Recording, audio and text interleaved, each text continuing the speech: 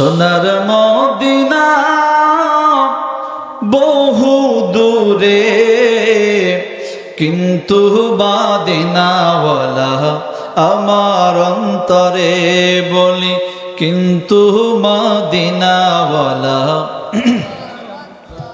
আরো মহব্বতে বলে সোনার মদিনা বহু দূরে, কিন্তু মদিনাওয়ালা, কিন্তু মদিনাওয়ালা। যে গিয়েছে একবার সোনার মদিনা, তাহার মনে আর কোনো দুঃখ রইল না। ঠিক কিনা বলেন? যে গিয়েছে একবার সোনার মদিনা, তাহার মনে আর কোনো দুঃখ রইল না। আমার অন্তর জুড়ে মদিনা আছে রে, ওই মদিনায় কেমনে যাব মন মানে না রে। বলি সোনার মদিনা বহু দূরে, কিন্তু মদিনাওয়ালা আমার অন্তরে। রাসূল তুমি শোনো গো মোদের ফরিয়াদ, চুমু খেতে বাড়িয়ে দাও নুরানি দুই হাত। চুমু খেতে বাড়িয়ে দাও নুরানি দুই হাত। আমার অন্তর জুড়ে মদিনা আছে রে, ওই মদিনায় কেমনে যাব মন মানে না রে। বলি সোনার মদিনা বহু দূরে, কিন্তু মদিনাওয়ালা আমার অন্তরে। চিৎকার দিয়ে বলি মারহাবা। মুমিনুন আল্লাযীনা ইযা যুকিরাল্লাহু ওয়াজিলাত কুলুবুহুম ওয়া ইযা তুলিয়াত আলাইহিম আয়াতুহু যাদাতুহুম ঈমানা। আল্লাহু আকবার বলেন। সম্মানিত উপস্থিতি, আল্লাহ সুবহানাহু ওয়া তাআলা মহাগ্রন্থ আল কোরআনের মধ্যে সূরা আনফালের 2 নম্বর আয়াতের মধ্যে আমাদেরকে ডেকে ডেকে বলতেছেন, ও পৃথিবীর মানুষেরা, এই দুনিয়ার মধ্যে অনেকেই মুমিন দাবি করবে, কিন্তু আমি আল্লাহ কোরআনের মধ্যে মুমিনের কিছু ক্যাটাগরি বলে দিলাম। প্রথম নাম্বার হলো প্রকৃত মুমিন তারাই, ইযা যুকিরাল্লাহ ওয়াজিলাত কুলুবুহুম। প্রকৃত মুমিন বান্দা তারাই যাদের সামনে আমি আল্লাহ তাআলার জিকির করলে, আমি আল্লাহ তাআলার স্মরণ করলে, আমি আল্লাহ তাআলার আলোচনা করলে যেই ব্যক্তিগুলার ঈমানের মধ্যে অর্থাৎ কলবের মধ্যে ভয় সৃষ্টি হয়ে যায়, ভীত সন্তুষ্ট হয়ে যায়। আল্লাহর জিকির করলে যাদের কলবের মধ্যে ভীতি সন্তুষ্ট হয়ে যায়, আল্লাহর ভয় পয়দা হয়ে যায়, আল্লাহর কোরআন অনুযায়ী ওই ব্যক্তিগুলা হলো প্রকৃত মুমিন। সুবহানাল্লাহ। আল্লাহর জিকির করলে, আল্লাহর কথা স্মরণ হলে আমাদের কি ভয় হয়? কথা বলেন, ভয় হয়? প্রকৃতপক্ষে ভয় এখন আমাদের হয় না, অন্তরটা কি মারা গেছে। দ্বিতীয় নাম্বার হলো ওয়াইদা তুলিয়াত আলাইহিম আয়াতুহু। সম্মানিত উপস্থিতি, আল্লাহ তাআলা কত সুন্দর করে বললেন ওয়াইদা তুলিয়াত আলাইহিম আয়াতুহু। মুমিনের দ্বিতীয় নাম্বার গুণ হলো যে ব্যক্তি মুমিন হবে তার সামনে যদি আমি আল্লাহ তাআলার কোরআন থেকে তেলাওয়াত করা হয়, আয়াত পাঠ করা হয়, কোরআন থেকে কথা বলা হয়, কোরআনের কথাগুলো শুনতে, কোরআনের কথাগুলো বুঝতে, কোরআন তেলাওয়াত শুনতে যদি এই কাজগুলো সেই ব্যক্তির সামনে হয়, তাহলে কোরআন তেলাওয়াত শোনার সাথে সাথে, কোরআনের কথাগুলো শোনার সাথে সাথে ওই ব্যক্তিগুলার ঈমান মজবুত হয়ে যায়। সুবহানাল্লাহ। কোরআনের তেলাওয়াত শুনলে, কোরআন থেকে কথা শুনলে, আলোচনা শুনলে আপনার আমার ইমানে কি হয়? চার্জ হয়, ইমান পোক্ত হয়ে যায়। সুবহানাল্লাহ বলেন। তারপরে কি? ওয়া আলা রাব্বিহিম ইয়াতাওয়াক্কালুন। এবং এই ব্যক্তিগুলা যারা প্রকৃত মুমিন, এরা সদা সর্বদা সকল সময় একমাত্র আমি আল্লাহর উপর তাওয়াক্কাল করে ভরসা করে। বলুন না সুবহানাল্লাহ। তাহলে প্রথম নাম্বার গুণ হলো আমরা কি করব? আল্লাহর জিকির হলে, আল্লাহর কথা হলে আমাদের অন্তরটা কি? প্রকম্পিত হবে, বিদু সন্তুষ্ট হবে। দ্বিতীয় নাম্বার হলো যেখানে কোরআনের কথা বলা হবে, নবীর কথা হবে, সেই কথাগুলো শুনলে আমাদেরকে ঈমান মজবুত হবে, মানে চার্জ হবে। এবং আল্লাহর উপরে সবসময় কি করব? আমরা ভরসা করতে হবে। তো এখানে যারা প্রকৃত মুমিন মনে হচ্ছে এখানে আসছি আমরা, এবং যারা এখনো প্রকৃত মুমিন হতে পারে নাই, আল্লাহর কথাগুলো ভালো লাগে না, নবীর কথাগুলো ভালো লাগে না, কোরআন থেকে আলোচনাগুলো শুনতে ভালো লাগে না, এই ব্যক্তিগুলো মনে হয় এখন রাস্তাঘাটে বিভিন্ন জায়গায় চলাফেরা করতেছে। কথা বলেন ঠিক কিনা? আর আওয়াজ বলো ঠিক কিনা? আর একটা আয়াতে কারিমা আপনাদেরকে শোনাই, সূরা আরাফ 204 নম্বর আয়াত, 9 নম্বর পারা 15 নম্বর সাফার মধ্যে আয়াতখানা রয়েছেন।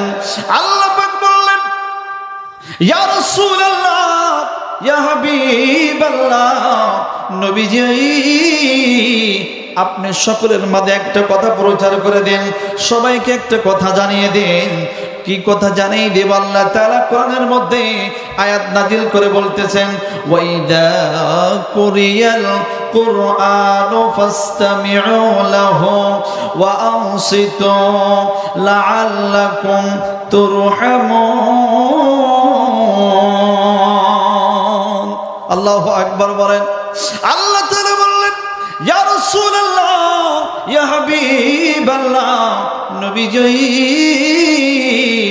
আপনার উম্মতদেরকে আপনি একটু জানিয়ে দিয়ে দেন, যেই সময় তাদের সামনে কোরআন তেলাওয়াত করা হবে, কোরআন থেকে কথা বলা হবে, কোরআন সুন্নাহর কথা গুলা যদি তারা মনোযোগ সহকারে দিলের কান লাগায় শুনতে পারে। কিসের কান?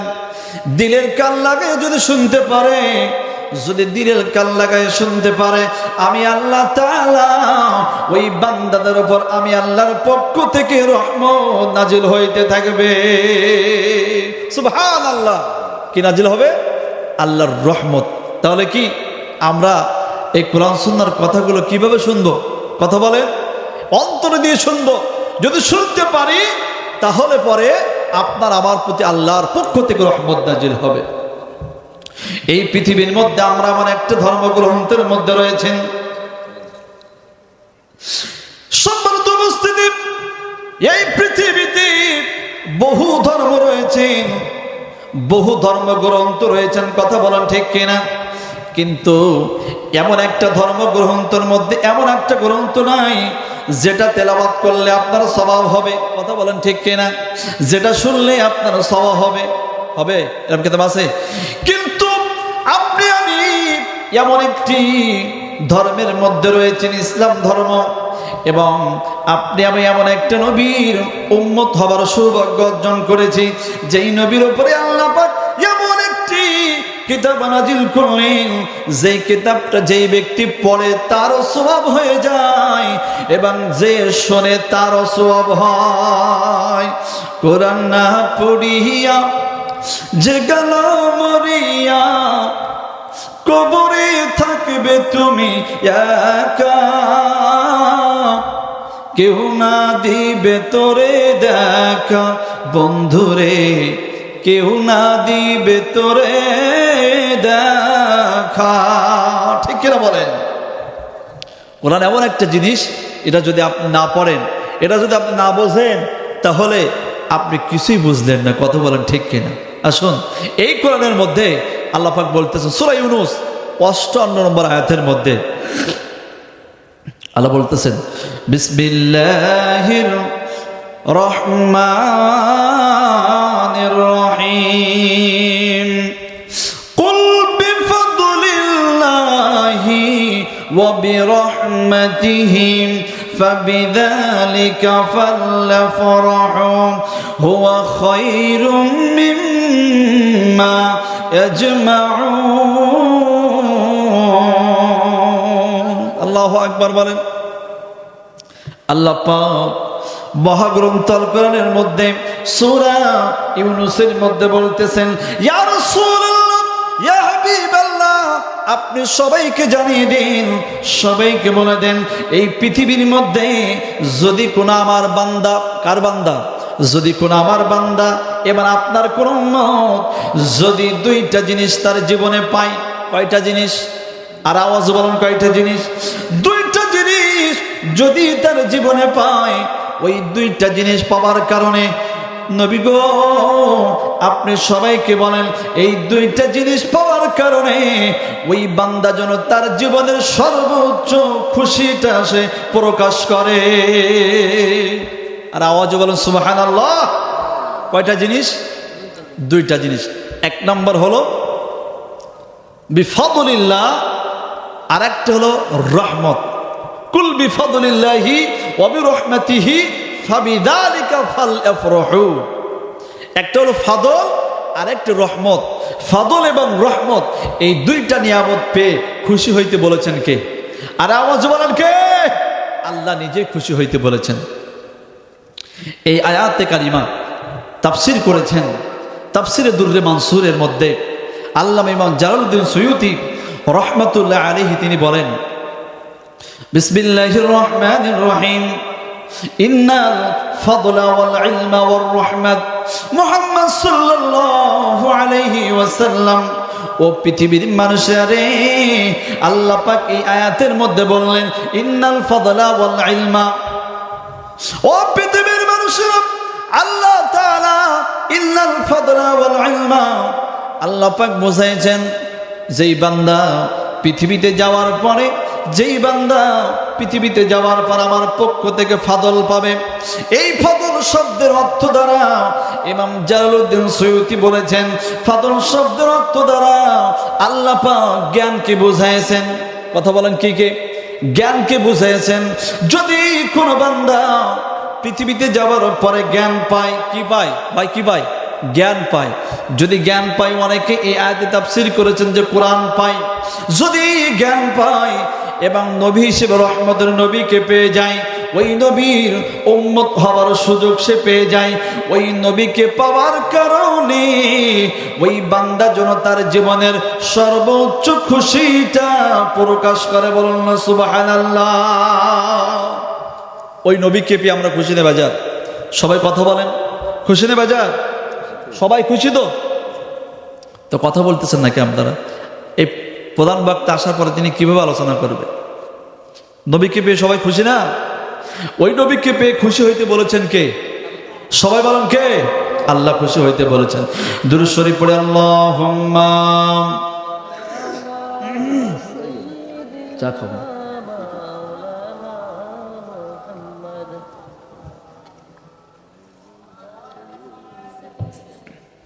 চা খাই। শোনেন, আলোচনার মধ্যে যদি শ্রোতাদের একটু রেসপন্স না পাওয়া যায়, আপনারা যদি কথা না বলেন, তাহলে কিন্তু বক্তা ওয়াজ করতে পারে না। ঠিক কিনা বলেন? জারি গান শুনছেন সবাই?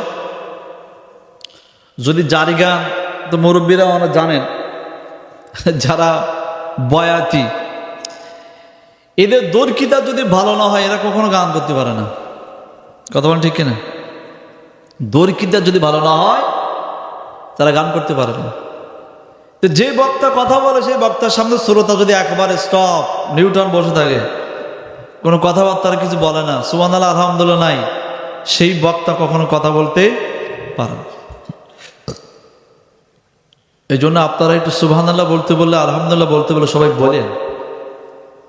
আমরা একটু নাত রাসূল গাইতো সবাই একসাথে, ঠিক আছে? সবাই একটু সামনে আগে আসবেন, এটা নাত রাসূল গাই। কারণ আপনাদের তো দেখতেছি কোনো মানে শব্দই পাচ্ছি না আমি। এটা সামনে আগে আসবেন। বীর চরণেতে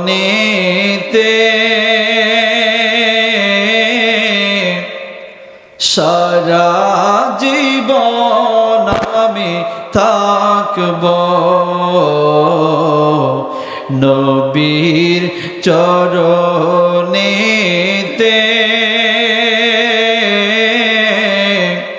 সারা জীবন আমি থাকব। থাকব লোভ লালসায় পড়ি যেন লোভ লালসায় পড়ি আমি নবীর কদম নাহি ছাড়ব নবীর চরণেতে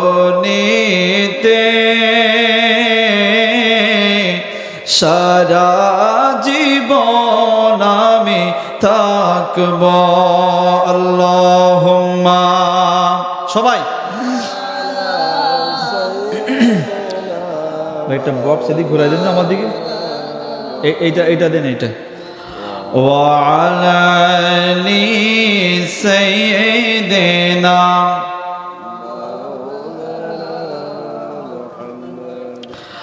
আর আওয়াজ বলি আল্লাহুম্মা সাল্লি আলা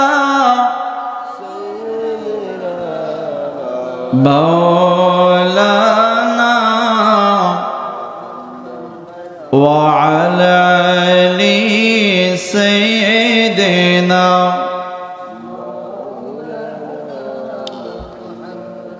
সকলে পড়ে সাল্লাল্লাহু আলা মুহাম্মাদ। সুন্দর একটা আয়োজন করেছেন, কিন্তু সবাই যদি বাড়িতে ঘুমাই থাকেন তাহলে হবে? কথা বল হবে? এত বড় আয়োজন, এত সুন্দর, এত ঘনবসিত একটা এলাকার মধ্যে এত বিশাল একটা মাহফিলে যদি এত কটা মানুষ থাকে সামনে বসে, তাহলে মাহফিল হয়? কারণ শ্রোতা দেখে বক্তব্য করবো তো, কথা বলেন ঠিক কিনা? আমার পরে যিনি আলোচনা করবেন সুদূর সিলেট থেকে আগত, তা যদি আমাদের এলাকার এই অবস্থা দেখে, মেহমান যদি দেখে যে এই সুবিশাল আয়োজনের মধ্যে এতগুলো মানুষ বসে আছেন, কথা বলেন, লজ্জার বিষয় না? এই জন্য আসলে এখনো যারা বাইরে আছেন, আমরা সবাই মাহফিল প্যান্ডেলের মধ্যে এসে বসে পড়ি। সম্মত উপস্থিতি, আমরা যে কথা বলতেছিলাম, তাহলে আল্লাহ পাক আপনারা আমার প্রতি দয়া করেছেন, অনুগ্রহ করেছেন কি দিয়ে? এই মুহাম্মদ সাল্লাল্লাহু আলাইহি সাল্লামের উম্মত বানাইয়া। সুবহানাল্লাহ বলেন। কারণ অন্য নবীরা পর্যন্ত দরখাস্ত করেছিলেন, এই এলাকার মানুষ আমরা কখনো দরখাস্ত করি না, করেছিলাম যে আল্লাহ আখিরি জামানার নবীর উম্মত তুমি আমাকে বানাও। দরখাস্ত ছাড়াই আপনাকে আমাকে আল্লাহ পাক সেই নবীর উম্মত করেছেন। এটা আপনার জন্য আমার জন্য সৌভাগ্য কিনা? সারা জীবন যদি এই নবীর উম্মত হতে পেরেছেন, এই শুকরিয়া আদায় করেন, সারা জীবন আপনি শুকরিয়া আদায় করে শেষ করতে পারবেন না। কথা বলেন ঠিক কিনা? কথা বলেন ঠিক কিনা? একজন নবীর দোয়া আল্লাহ কবুল করেছিলেন, তার নাম কি? কথা বলেন, হযরতে ঈসা আলাইহিস সালাম। তিনি এই পৃথিবীতে আবার আসবেন, কিন্তু নবী হয়ে না, এই নবীর উম্মত হয়ে। আওয়াজ করে বলেন সুবহানাল্লাহ। সম্মানিত উপস্থিতি, রাসূল পাক সাল্লাল্লাহু আলাইহি ওয়াসাল্লাম আপনাকে আমাকে সর্বদিক থেকে এই নবীর উম্মত হতে পারা আপনার আমার জন্য সৌভাগ্য। এমনকি সাহাবেরা নবীকে কত মহব্বত করেছেন, ভালোবেসেছেন, কত মহব্বত করেছেন, ভালোবেসেছেন। যদি তাদের ভালোবাসার নমুনা, নবীর ইত্তেবা অনুসরণ নমুনা আপনারা জানেন, তাদের ভালোবাসার কাছে যদি বলা হয়, তাহলে আপনার আমার ভালোবাসা, আপনার আমার মহব্বত এবং ভালোবাসা তাদের কাছে তুচ্ছ এবং সেখানে দাঁড় করানোর মতো হবে না। কথা বলেন ঠিক কিনা?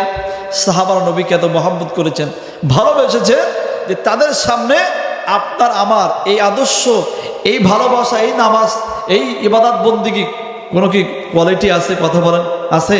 আপনি আমি যে নামাজ পড়ি, নবীর সুন্নত মানে ইত্তেবা অনুসরণ করি, আমি বিশ্বাস করি এই ইবাদত বন্দিগি দিয়ে জান্নাত তো অনেক দূরের কথা, আমরা কালীগঞ্জের ব্রিজ পার হইতে পারবো না। কথা বলেন ঠিক কিনা? আওয়াজ করে বলেন না কেন? পার করতে পারবো? এই এলাকা পার হওয়ার ক্ষমতা নাই, জান্নাত তো অনেক দূরে। শুধুমাত্র আমাদের একটা ভরসা আছে, আমরা হলাম রহমতুল লিল আলামিন নবীর উম্মত। কথা বলেন ঠিক কিনা? আর আওয়াজ বলেন ঠিক কিনা?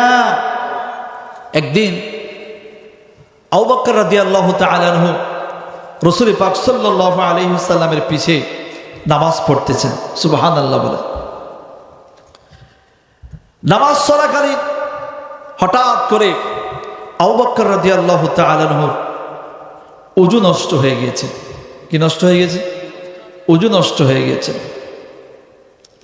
সম্মানিত উপস্থিতি, আবু বকর রাদিয়াল্লাহু তাআলা আনহুর ওযু নষ্ট হয়ে যাওয়ার পরে হযরত আবু বকর রাদিয়াল্লাহু তাআলা আনহু তিনি চিন্তা করলেন, এখন যদি আমি এখান থেকে বাহিরে চলে যাই, যদি বাহিরে চলে যাই তাহলে আমি নবীর পিছনে নামাজ আদায় করতে পারবো না। আমি আবু বকরের জীবন থেকে নবীর পিছনে এক ওয়াক্ত নামাজ যদি ছুটে যায় আমি সহ্য করতে পারবো না। কারণ আবু বকর রাদিয়াল্লাহু তাআলা আনহুকে প্রশ্ন করা হয়েছিল, আপনার জীবনের সব থেকে ভালো কাজ কোনটি, আপনার জীবনের সব থেকে প্রিয় কাজ কোনটি? তিনি বলেছিলেন, আমার জীবনের সব থেকে ভালো কাজ হলো, সব থেকে মহব্বতের কাজ হলো সদা সর্বদা সকল সময় আমার মায়ের নবীর চেহারা মোবারকের দিকে তাকাইয়া বসে থাকা, সুবহানাল্লাহ, নবীর দিকে তাকাইয়া থাকা এবং আমার নবীর পিছনে নামাজ আদায় করা, সুবহানাল্লাহ বলেন। উযু চলে গেছে, এমন সময় তিনি কি করবেন? এখন যদি উযু করতে যায়, উযু করতে গেলে নামাজ তো শেষ হয়ে যাবে। কি হয়ে যাবে? এখন যেমন আমরা মসজিদ থেকে বাইর হয়ে উযু করার ব্যবস্থা থাকে, ট্যাক থাকে, কল থাকে, ঠিক কিনা বলেন? কিন্তু আগে কি ওই সিস্টেম ছিল? মসজিদ থেকে বাইর হয়ে অনেক দূরে উযু করতে যাবেন, উনি চিন্তা করতেছেন, আমি যদি উযু করতে যাই এর মধ্যে যদি নামাজ শেষ হয়ে যায়, আমি আবু বকর রাহমাতুল লিল আলামিনের পিছনে একত্র নামাজ পড়তে পারবো না, এটা আমি সহ্য করতে পারবো না। সুবহানাল্লাহ বলেন। কি মহব্বত নবীর প্রতি, কি ভালোবাসা নামাজের প্রতি। সাথে সাথে আবার চিন্তা করতেছেন, যদি আমি ওযু ছাড়াই যদি নামাজ আদায় করি তাহলে হয়তো আবার সমস্যা হয়ে যাবে, ঠিক কিনা বলেন? অপবিত্র অবস্থায় সিজদা দেওয়া জায়েজ নাই। আবু বকর রাদিয়াল্লাহু তাআলা আনহু টেনশনে পড়ে গেলেন। টেনশনে পড়ে যে তিনি নামাজের মধ্যে কান্নাকাটি শুরু করে দিয়েছেন। হঠাৎ করে আবু বকর রাদিয়াল্লাহু তাআলা আনহু চিন্তা করলেন, না না না, আমি উযু করতে হবে, কারণ উযু ছাড়া নামাজ পড়া যাবে না। আস্তে করে মসজিদ থেকে বাইর হয়ে চেষ্টা করলেন, যেই মুহূর্তে প্রথম কাতার থেকে নামাজ ছেড়ে দিয়ে মসজিদ নববীর গেটের মধ্যে চলে আসলেন। গেটের মধ্যে আসার সাথে সাথে আবু বকর রাদিয়াল্লাহু তাআলা দেখতেছেন হঠাৎ করে দুইজন মানুষ সেখানে তার সামনে হাজির হয়ে গিয়েছে। সুবহানাল্লাহ, দুইজন ব্যক্তি উপস্থিত হয়ে গিয়েছেন। হযরত আবু বকর রাদিয়াল্লাহু তাআলা দুইজনের দিকে লক্ষ্য করে দেখেন, একজন ব্যক্তি ওযুর পানি নিয়ে দাঁড়িয়ে গেছে, আর একজন ব্যক্তি ওযুর পানি মোছার জন্য রেশমি একটা রুমাল নিয়ে দাঁড়িয়ে গেছে। সুবহানাল্লাহ বলে। পানি যে পাত্র রয়েছেন, আবু বকর রাদিয়াল্লাহু তাআলা দেখতেছেন পানির পাত্র সাধারণ করে পাত্র নয়, আবু বকর রাদিয়াল্লাহু তাআলা ওই ওযুর পানির পাত্রটা ছিল স্বর্ণের পাত্র। সুবহানাল্লাহ, সোনার পাত্রে একজন ব্যক্তি পানি নিয়ে মসজিদের গেটের সামনে দাঁড়িয়ে গেছেন। একজন ব্যক্তি ওযুর পানি মোছার জন্য একটা রুমাল নিয়ে দাঁড়িয়ে গেছে। সুবহানাল্লাহ বলেন। গেটে এসেই আবু বকর রাদিয়াল্লাহু তাআলা সালাম দেওয়ার আগেই তারা সালাম দিয়েছেন। আবু বকর রাদিয়াল্লাহু তাআলা বলতেছেন, আপনার না ওযুর প্রয়োজন? সুবহানাল্লাহ বলবেন। আর আওয়াজ বল সুবহানাল্লাহ, আপনি উযু করবেন? আবু বকর রাদিয়াল্লাহু তাআলা বলতেছেন যে আমি যে উযু করব, উযুর প্রয়োজন তোমরা জানো কিভাবে? সুবহানাল্লাহ বলতেছেন, অত কথা বলার দরকার নাই, আপনি উযু করে দ্রুত উযু করে আবার নামাজে চলে যান। সুবহানাল্লাহ। সম্মানিত উপস্থিতি, আবু বকর রাদিয়াল্লাহু তাআলা আনহু এই কথা শোনার সাথে সাথে স্বর্ণের পাত্রে পানি দিয়া উযু করলেন। উযু করে নেওয়ার পরে ওই রেশমি রুমাল দিয়ে হাত মুখ সুন্দর করে মুছে ফেললেন।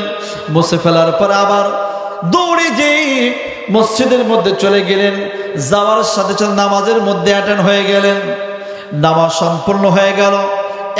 এক রাকাত নামাজ তাকে ছুটে যায় নাই, আবার যেখান থেকে রেখে আসলেন সেখান থেকে আবার নামাজ শুরু করে দিলেন। নামাজ শেষ হয়ে গেল। মজার ব্যাপার হলো, নামাজ শেষ হয়ে যাওয়ার সাথে সাথে আপনার আমার মায়ের নবী, দয়ার নবী মুসল্লিদের দিকে মুখ ফেরালেন। মুখ ফেরানোর সাথে সাথে ডাক দিয়ে বললেন, ও আবু বকর, আবু বকর রে, ও আবু বকর তুমি কোথায় আছো? সুবহানাল্লাহ। যে আবু বকর বলে ডাক দিলেন, আবু বকর রাদিয়াল্লাহু তাআলা বললেন, লাব্বাইক ইয়া রাসূলুল্লাহ, ইয়া রাসূলুল্লাহ, ইয়া হাবিবাল্লাহ। আবু বকর রাদিয়াল্লাহু তাআলা বলতেছেন, নবীজি, আবু বকর তো আল্লাহর দরবারে হাজির। সুবহানাল্লাহ। ইয়া রাসূলুল্লাহ, আমি তো উপস্থিত রয়েছি এখানে, আপনি বলেন। রাসূল বলতেছেন, আবু বকর রে, তুমি একবার বলো দেখে আবু বকর, ওজুর পানিটা কেমন ছিল? সুবহানাল্লাহ বলেন। ওজুর পানিটা কেমন ছিল? আবু বকর, ওজুর পানি কেমন ছিল? এবং তুমি যে রেশমি রুমালের মধ্যে তুমি যে হাত মুখটা মুছে নিলে, আবু বকর একবার বলো ওই রেশমি রুমালটা কেমন ছিল? সুবহানাল্লাহ। আবু বকর রাদিয়াল্লাহু তাআলা দয়ার নবী ডাক দিয়ে বললেন, আবু বকর রে, আবু বকর তুমি তো জানো না একটা মজার ব্যাপার ঘটে গেছে এর মধ্যে। ইয়া রাসূলুল্লাহ, কি ঘটে গেল? কি হয়েছে? আমার রাসূল সাল্লাল্লাহু আলাইহি সাল্লাম বললেন, আবু বকর রে, আমি যে সময় নামাজ চলতেছে, হঠাৎ করে রুকু সিজদায় যাওয়ার জন্য আমি মনোনিবেশ করলাম, রুকুতে চলে যাব।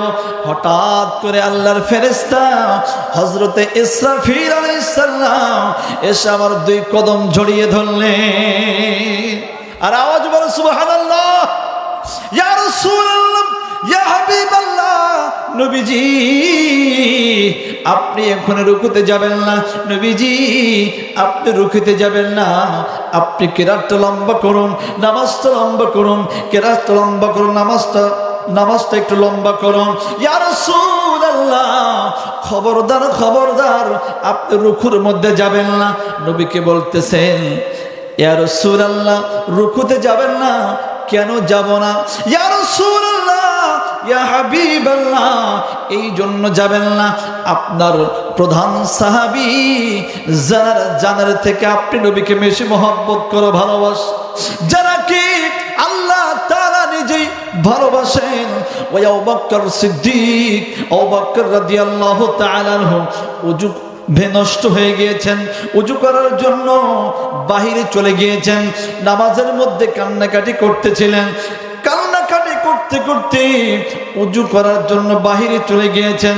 ইয়া রাসূলুল্লাহ, ওই আবু বকরকে উজু করার জন্য আল্লাহ পাক স্বয়ং জান্নাত থেকে জিবরাইলের মাধ্যমে পানি পাঠিয়ে দিয়েছে। সুবহানাল্লাহ। ইয়া রাসূলুল্লাহ, আবু বকর রাদিয়াল্লাহু তাআলা আনহু জিবরাইল সাল্লাম স্বর্ণের প্লেটে পানি নিয়ে হাজির হয়ে গিয়েছেন।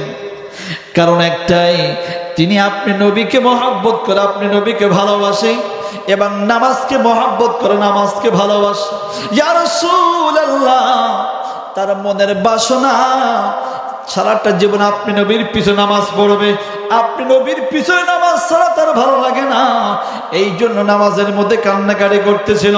আল্লাহ পাক এত মহব্বত করেছেন, এত ভালোবেসেছেন। ইয়া রাসূলুল্লাহ, আবু বকরকে উযু করার জন্য আল্লাহ পাক জিবরাইল এবং মিকাইল আলাইহিস সালামকে পাঠিয়ে দিয়েছেন। একজনকে পানি নিয়ে পাঠিয়ে দিয়েছেন, আর একজনকে রেশমি রুমাল নিয়ে পাঠিয়ে দিয়েছেন। নবীজি কেরাতটা যদি লম্বা না করেন, উজু করে কিন্তু আবু বকর নামাজের মধ্যে শামিল হইতে পারবে না। আর আওয়াজ বলো সুবহানাল্লাহ। আবু বকর আমার কাছে এসেছিলেন ইসরাফিল আলাইহিস সালাম, আমাকে বললেন, আর তোমার কাছে এসে দুইজন ফেরেশতা, কে? একজন হলেন হযরতে জিবরাইল আলাইহিস সালাম, আর একজন হলেন হযরতে মিকাইল আলাইহিস সালাম। বলুন না সুবহানাল্লাহ। তাহলে কিসের কারণে? নবীর ভালোবাসা, নবীর মহব্বত নবীর ইত্তেবা তারা কিভাবে করেছেন, নবীকে কিভাবে অনুকরণ করেছেন, নামাজের মধ্যে তারা কতবার মনোনিবেশ করেছেন, নামাজকে তো কত মহব্বত করেছেন, ভালোবেসেছেন। যাদের উযু করার পানি পর্যন্ত আল্লাহ পাক নিজেই জান্নাত থেকে ব্যবস্থা করে দিয়েছে। আর আওয়াজ বলে সুবহানাল্লাহ। খাসাইসুল কুবরার মধ্যে ইমাম জালালউদ্দিন সুয়ুতী রাহমাতুল্লাহ আলাইহি লেখেন, ইমাম জালালউদ্দিন সুয়ুতী রাহমাতুল্লাহ আলাইহি যিনি তাফসিরে জালালাইন শরীফ লিখেছেন, তাফসিরে দুররে মানসুর লিখেছেন, খাসাইসুল কুবরা নামক কিতাব লিখেছেন, আল হাবিল ফাতওয়া লিখেছেন, অসংখ্য কিতাব লিখেছেন। এই ব্যক্তি এত বড় আল্লাহওয়ালা ছিলেন, এই ব্যক্তি এত মহান ছিলেন, আশিকে রাসূল ছিলেন। খাসাইসুল কুবরার মধ্যে লেখেন, হঠাৎ করে একদিন রাসূল সাল্লাল্লাহু আলাইহি সাল্লামকে তিনি দিদার পেয়ে গেলেন। সুবহানাল্লাহ বলেন। কিদার দিদার পেলেন স্বপ্নের মধ্যে। কোথায়? স্বপ্নের মধ্যে। জালালউদ্দিন সুয়ুতী রাহমাতুল্লাহ আলাইহি তাদের জীবনে একবার নয়, দুইবার নয়, খাসাইসুল কুবরার মধ্যে লেখান, একবার দুইবার নয়, ইমাম জালালউদ্দিন সুয়ুতী রাহমাতুল্লাহ আলাইহি মায়ার নবীকে ৭৫ বার দিদার পেয়েছেন। বলুন সুবহানাল্লাহ। কয়বার? আর আওয়াজ বলেন কয়বার? এই জন্য বলেছেন, ও জালালউদ্দিন সুয়ুতী ৭৫ বার দেখলো নবীজি, এতবার দেখিয়াও তারে, এতবার দেখিয়াও তারে, তৃপ্তি তাহার মেটে না।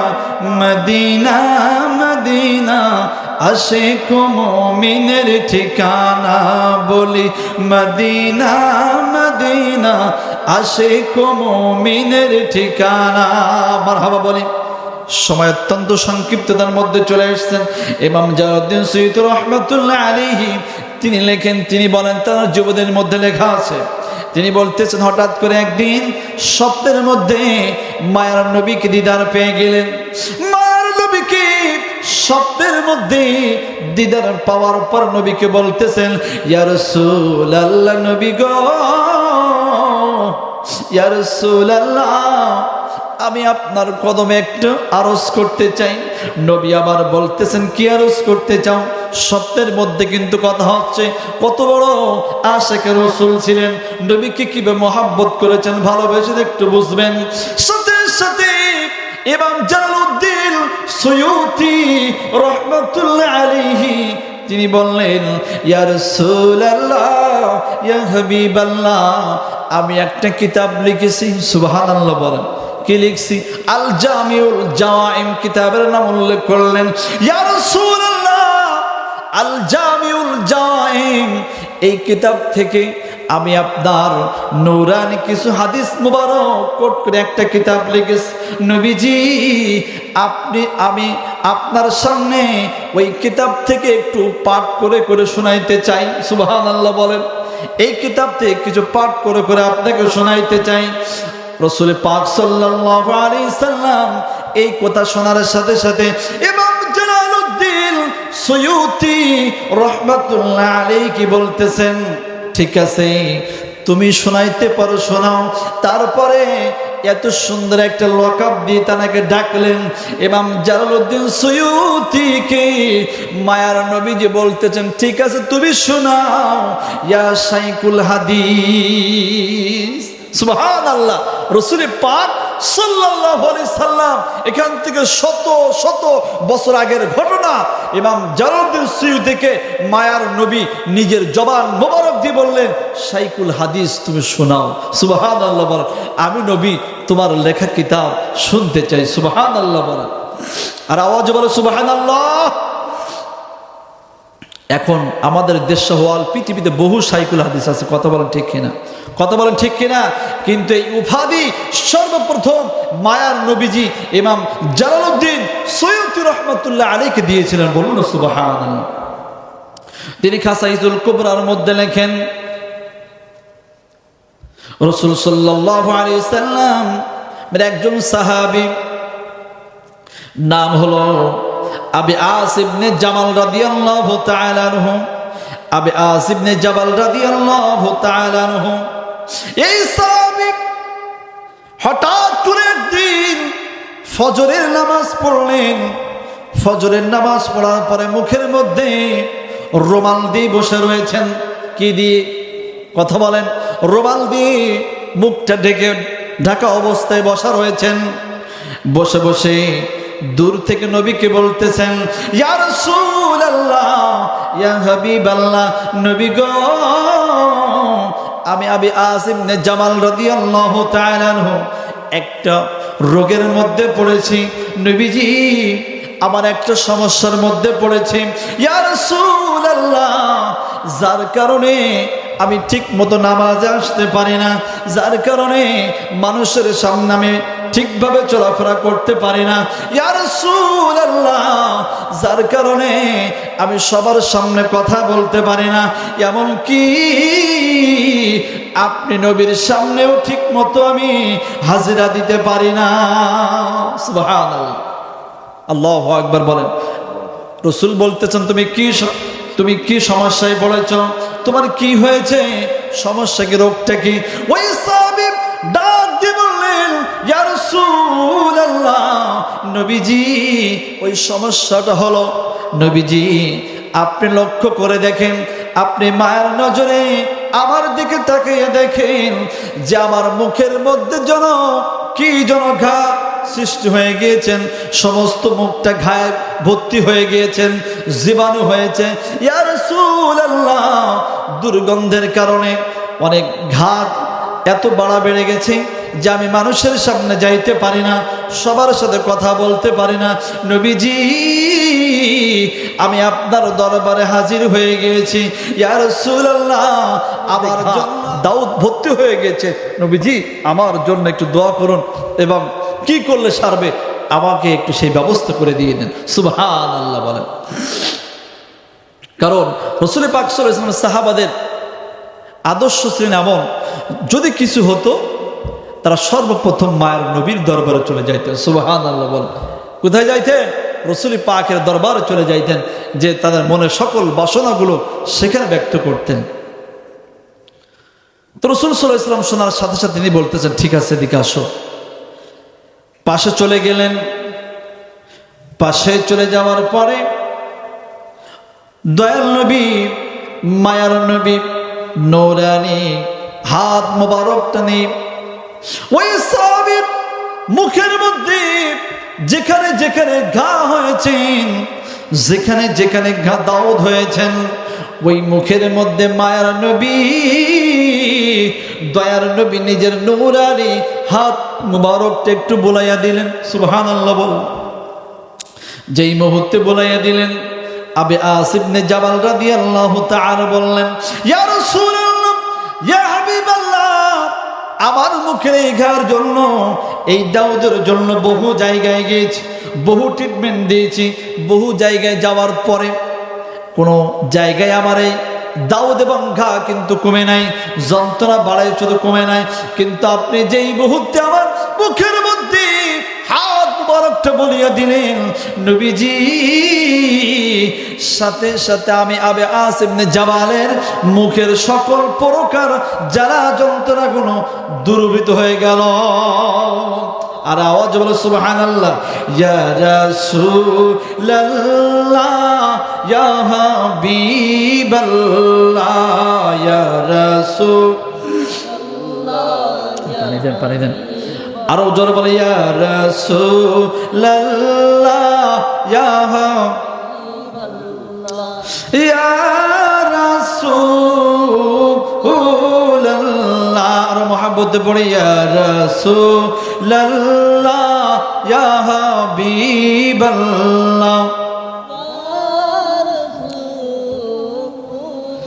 ও তুমি জীবন, তুমি মরণ, আধার ঘরের তুমি আপন, তুমি জীবন, তুমি মরণ, আধার ঘরের তুমি আপন, তুমি মোদের পরের তরি, তুমি মোদের পরের তরি, তুমি নিদান ইয়া রাসূলাল্লাহ ইয়া হাবিবাল্লাহ ইয়া রাসূলাল্লাহ আর মহব্বতে পড়ি ইয়া রাসূলাল্লাহ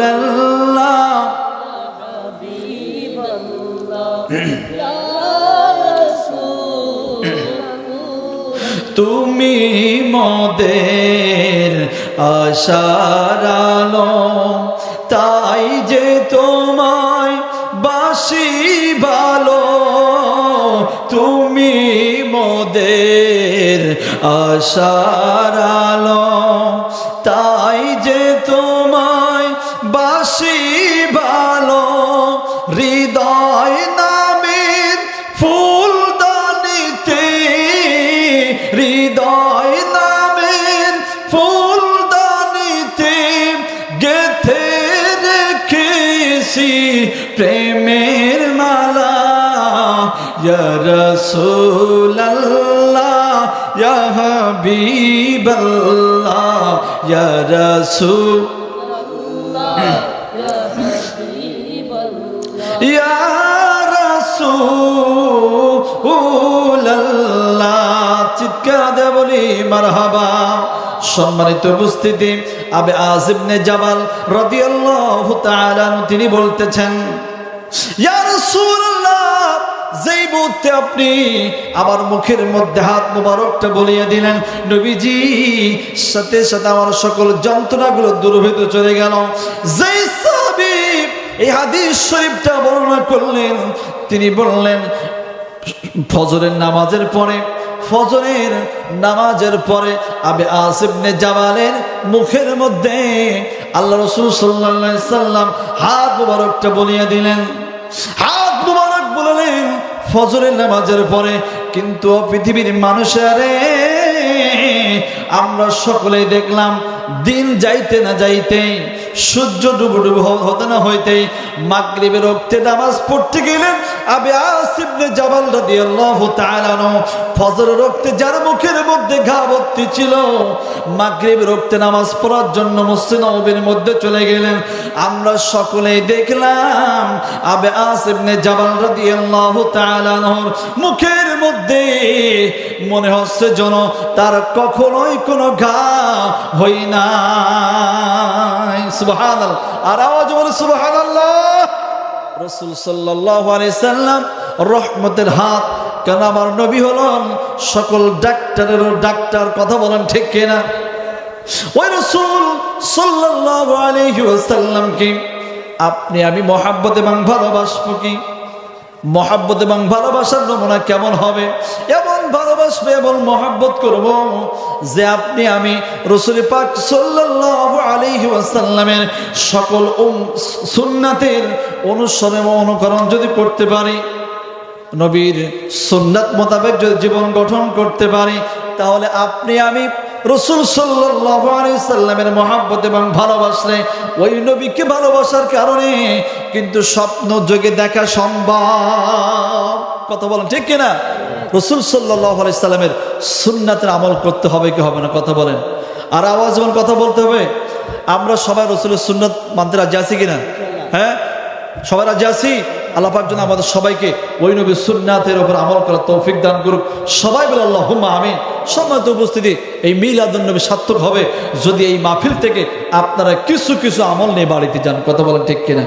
এই এলাকায় বহু ঈদ মিলাদুন নবী সাল্লাল্লাহু আলাইহি ওয়াসাল্লাম উপলক্ষে অনুষ্ঠান হয়েছে। কথা বলেন ঠিক কিনা? কথা বলেন ঠিক কিনা? তো সকল অনুষ্ঠান থেকে যদি আমরা একটা করে আমল নিতাম, কয়টা করে?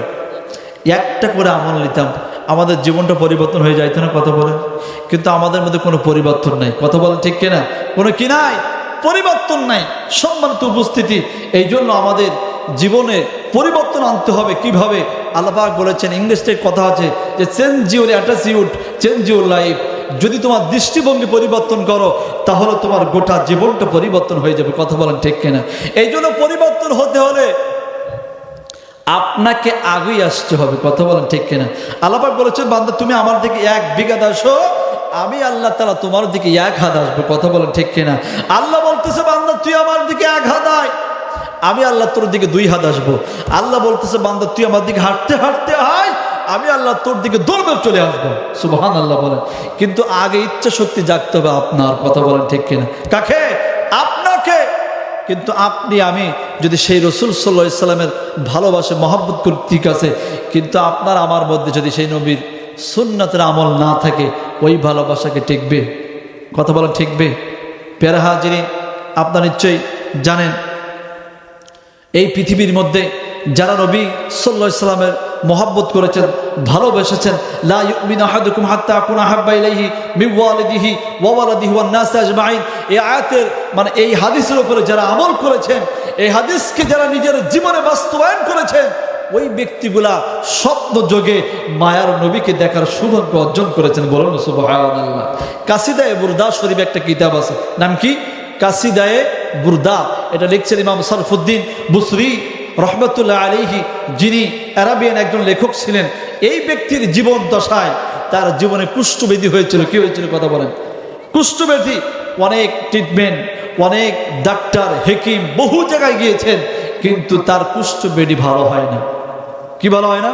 কুষ্ঠব্যাধি ভালো হয় না। এমনকি সমস্ত হাত, শুধুমাত্র ডান হাত ভালো আছেন, আর সবগুলো প্যারালাইসিস হয়ে গিয়েছেন, শক্তি পায় না। লাস্ট জীবনে তিনি কি করলেন? নবীর সামনে নাতে রাসূল লেখা শুরু করলেন। সুবহানাল্লাহ বলেন। তিনি বলতেছে জীবনে কি আর করলাম, আমি এমন কিছু রেখে যাব যেটা পড়ে পড়ে তেলাওয়াত করে করে আল্লাহর বান্দাগুলো নবীর মহব্বত খুঁজে পাবো। বলুন সুবহানাল্লাহ। হঠাৎ করে একদিন লিখতেছেন, নাতে রাসূল লিখতে লিখতে, هو حبيب الذي ترجى شفاعته لكل حول أحوال من المقتحمين। সুবহানাল্লাহ বলেন। এটা আমরা সবাই জানি না, মাওলায়া সাল্লি ওয়া সাল্লিম দাইমান আবাদান আলা হাবিবিকা খায়রিল খালকি কুল্লিহিম। শুনছেন না অনেকে? মুহাম্মাদুন সাইয়্যিদুল কাউনাইনি ওয়া সাকালাইন ওয়াল ফারিকাইনি মিন আরবিন ওয়া মিন আযমি।